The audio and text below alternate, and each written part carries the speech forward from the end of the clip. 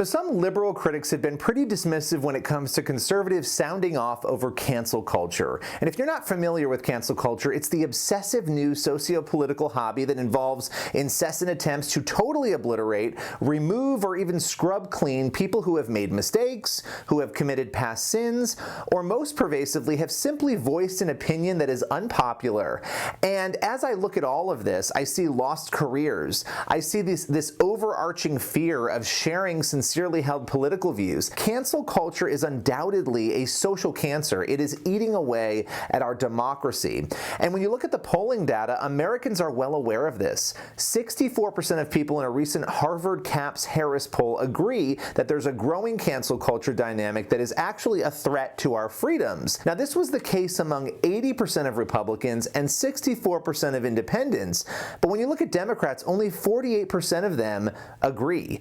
And I look at that and it's deeply concerning to me. But I guess at the end of the day, it's easy to ignore cancel culture or deny it if you've been disappropriately spared from its wrath. See, liberals who deny these issues, they need to wake up, because cancel culture is not a partisan issue. It is a threat to every one of us. And you don't just need to take my word for it. You've got liberal comedian Bill Maher, who has become a voice of reason on this issue. He recently tore into cancel culture, and he went off on a little bit of a rant. He said that, quote, social justice warriors, when what they're doing looks like an Onion headline that they need to stop. And like many of us, the comedian said he simply can't keep up with the insane and ever-growing list of cancellations. Now, he said a few other things. He also said that, quote, cancel culture is real, it's insane, it's growing exponentially, and it's coming to a neighborhood near you.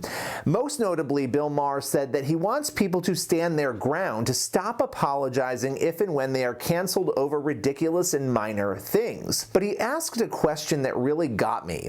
He said, is this really who we want to become? And the obvious answer for anybody paying attention is no.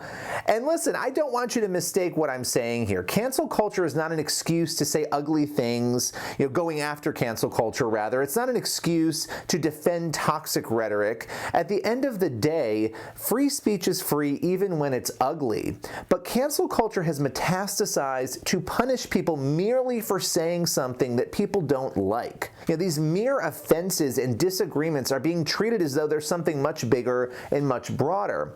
So no, this is not who we want to become. It's not normal. It's not American. And at the end of the day, each of us, whether we're conservatives or liberals, we have to check ourselves. We have to make a commitment to not canceling other people. We have to recognize that cancel culture is in direct opposition not only to Christian and gospel culture, which matters to me, but also American culture, that consequences matter when we make mistakes, but grace matters, forgiveness matters, compassion matters, and that human beings who are adults, they know how to agree to disagree. And ignoring all of these realities really comes at our own peril, because at the end of the day, we never know when we can be the next victim of cancel culture.